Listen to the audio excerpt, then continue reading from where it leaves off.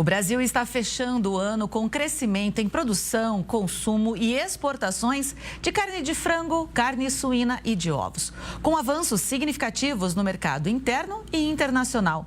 Mas será que esse movimento continua em 2026? Quem chega para conversar com a gente é o Ricardo Santin, presidente da ABPA, Associação Brasileira de Proteína Animal. Muito bom dia, Ricardo, tudo bem?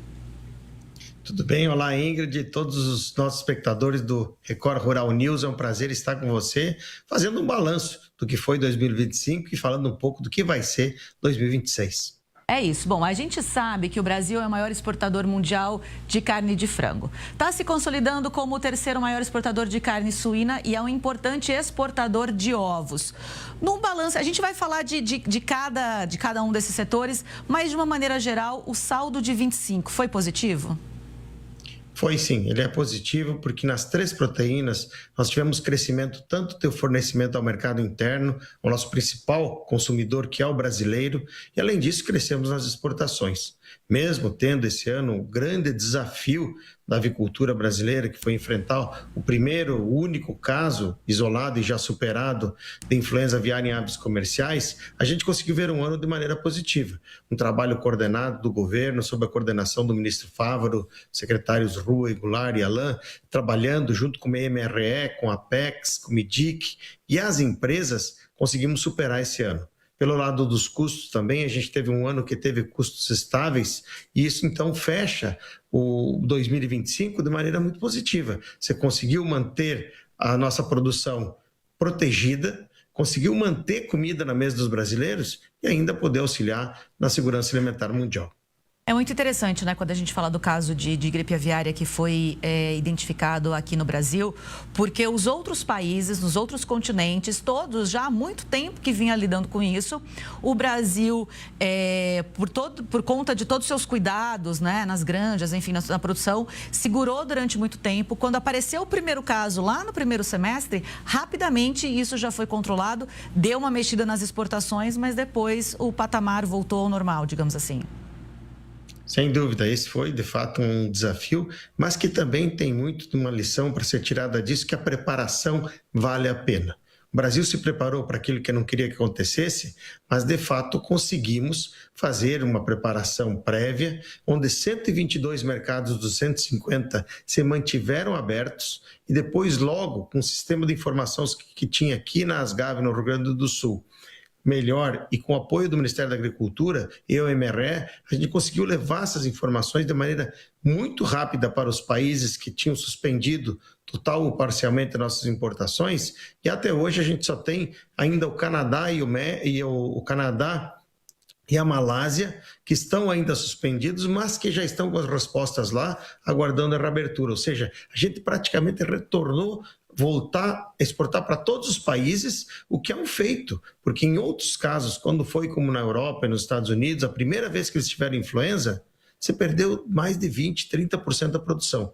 O Brasil conseguiu superar isso, conseguiu, naturalmente, tivemos uma diminuição das exportações no mês de maio e junho, mas logo depois retomamos os nossos níveis de exportação normal e vamos fechar o ano com números positivos. É isso que eu queria, para a gente começar a falar de cada setor, de cada parte, digamos assim. Vamos falar, então, especificamente agora de carne de frango. A gente tem aí um balanço, né, uma projeção de balanço de produção de um aumento de 2,2%. Então, quer dizer, um pequeno recuo que teve ali, agora no saldo final do ano, 2,2%. Com relação às exportações, a previsão é até um crescimento de até 0,5%, né? Então, apesar dos entraves, é o produtor, é todo o setor fortalecido e mostrando números bem robustos. Aqui já cabe, Ingrid, fazer um agradecimento e parabenizar ao nosso produtor e à produtora que souberam manter os nossos plantéis protegidos, não deixando o vírus entrar dentro das granjas, seja por usar pedilúvio, rodolúvio, arco de desinfecção, a bomba costal para desinfectar os automóveis, lavar as mãos, trocar de roupa quando entra nos aviários. Isso fez com que a gente tenha uma produção de frangos de 15 milhões e 300 mil toneladas aproximadamente, com crescimento, como você falou, de mais de 2%, e uma exportação que cresce. Como disse antes, os nossos concorrentes, quando tiveram pela primeira vez, eles caíram na sua exportação.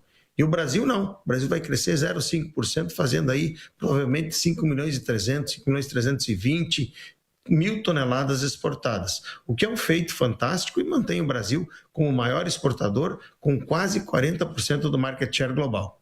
E é interessante quando a gente fala desse aumento de exportação, não significa que diminui o consumo interno, que diminui a disponibilidade interna. Pelo contrário, né? Em 2025, a disponibilidade de carne de frango deve atingir quase 10 milhões de toneladas, uma alta de 3%. E um dado muito interessante é o consumo per capita, né? Quanto que o brasileiro consome de frango por ano, que também deve aumentar. Sim, ele vai chegar a 46,8 quilos per capita habitante ano, é um dos maiores consumos per capita do mundo, é a carne preferida do brasileiro, a gente come mais frango do que bovino, a gente come 46 quilos de frango, 30 de bovino, 20 de suíno e 287 ovos, agora está indo para 300 ovos no ano que vem, ou seja, o número do brasileiro, ele consome muita carne, muita proteína animal, e no caso da proteína de frango, nós aumentamos a oferta. Ou seja, mesmo que aumente a exportação, a gente não deixa faltar comida na mesa brasileira e nem sequer prejudica o preço, já que a exportação, como eu exporto aquilo que eu produzo a mais, ela diminui o custo fixo por unidade produzida e acaba, digamos assim, financiando, subsidiando o preço do brasileiro. E aí, quando a gente fala de projeção para 2026 com relação à carne de frango, os números devem continuar aumentando. Então, aquilo que a gente falou do produtor está bem preparado, do produtor. A gente muitas vezes fala, né, que é mais fácil de visualizar, da produção de grãos, né? Aumenta a área, aumenta a produtividade e tal. Como é que funciona com relação às granjas, a produção de frango, por exemplo?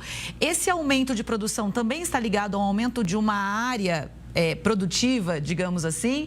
Como é que é essa relação? Essa relação é um pouco diferenciada, naturalmente, claro, você tem todo esse processo de ter os grãos, de aumentar, ter a disponibilidade, mas eu tenho que ver que no caso dos animais vivos, tem que ter um projeto, uma projeção que volta a quase 5 anos, que vem lá da linha pura, dos bisavós, das avós, que depois vão colocar ovos que vão se transformar em matrizes. As matrizes, por sua vez, colocarão provavelmente 140 ovos na sua vida útil, 150, que vão se transformar em frangos, que depois de 18 a 21 dias de incubação irão para um aviário, onde o produtor e produtora vão cuidar desse animal por 45 dias, 43 dias, e ele vai aí então se transformar em carne. Quando você tem esse aumento, você tem os aumentos naturais de produção. Ou seja, você tem 1 ou 2 aviários a mais, você vai construindo melhores instalações, você tem a diferença de adensamento, às vezes um produtor tem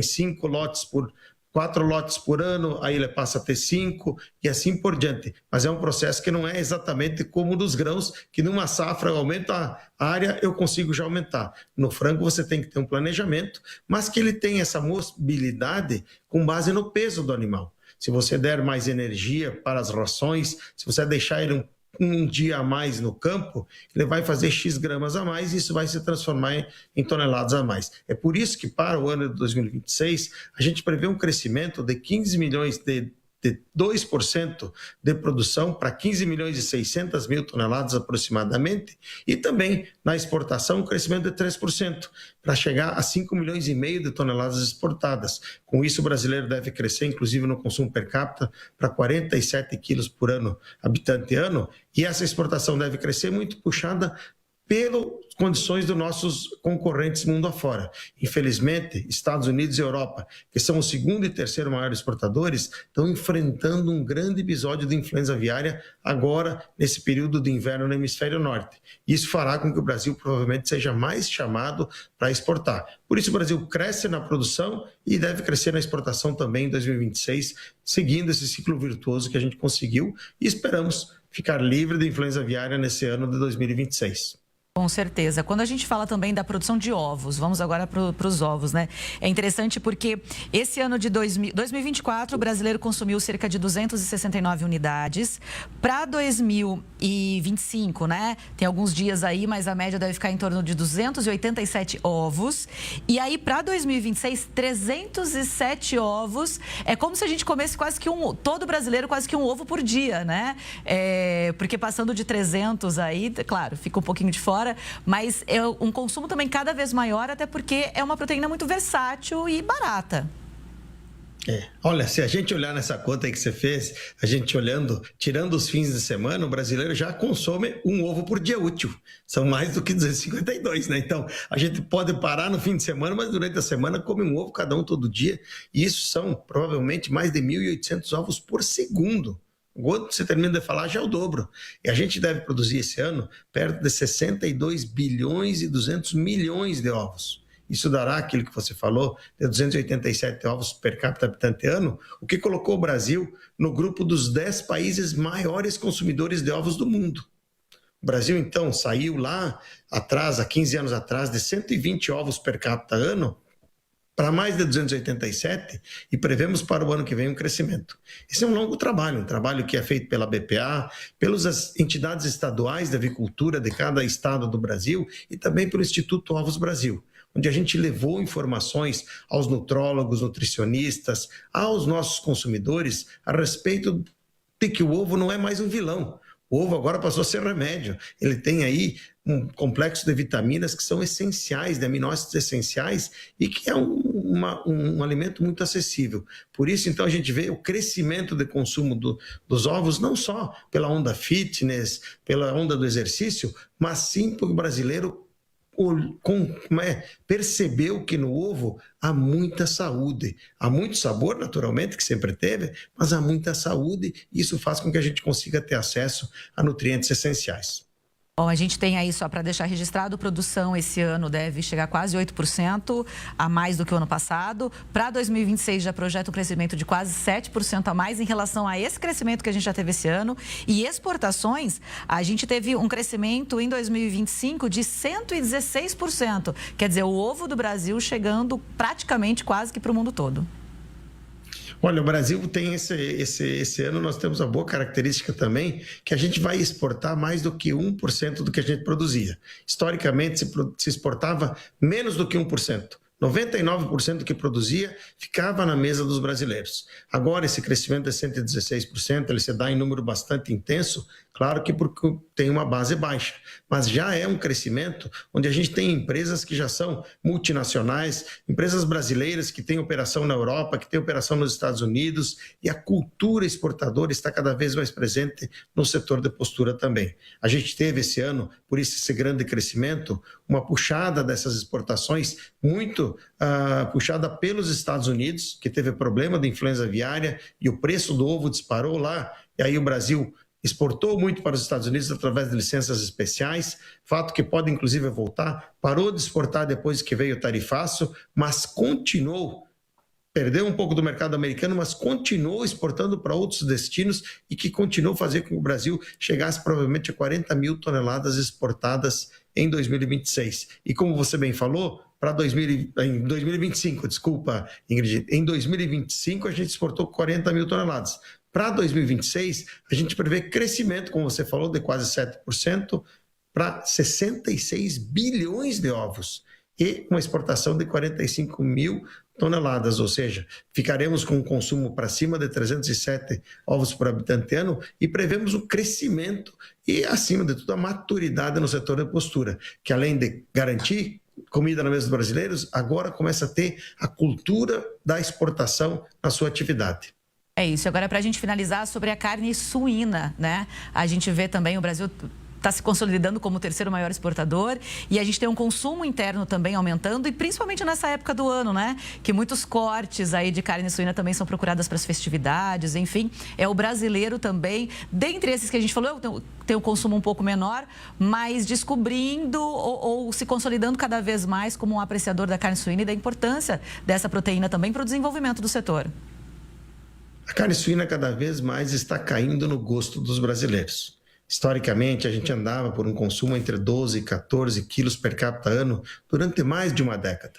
E agora começou a subir, a gente está vendo cada vez mais o brasileiro usar a carne suína em todas as refeições, nos churrascos, substituindo as carnes, deixando o nosso prato mais colorido. E é uma carne que é absolutamente muito nutritiva e às vezes até para surpresa das pessoas, é a carne que tem menor índice de gordura entremeada entre suas fibras. Se você tirar o tocinho, a parte gorda da carne, ela é mais magra do que todas as outras carnes. É uma carne absolutamente saudável, cresceu na nossa produção em 2025 para 5.550.000 toneladas, a gente cresceu 4% na produção, e a exportação cresceu para 1.490.000, provavelmente 1.500.000. O que nos fará, nesse ano, assumir provavelmente a posição de terceiro maior exportador mundial. O Brasil é o quarto maior produtor e era o quarto maior exportador. No entanto, este ano, com o número que o Canadá deverá fazer e o que a gente prevê para a nossa suinocultura agora, no fechamento do ano de 26,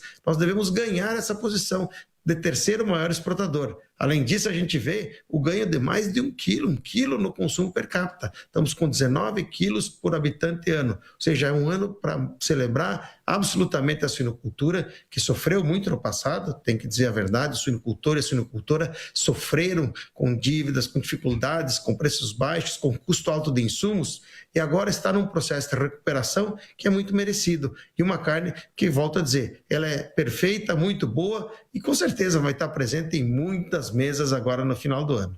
É isso, opções boas nós temos, produtores engajados e competentes nós temos aqui no Brasil, o mundo descobrindo cada vez mais isso. Santinho, muito obrigado pela sua participação, uma ótima semana. Obrigado, Ingrid, obrigado ao Rural News por me dar essa oportunidade de dar boas notícias.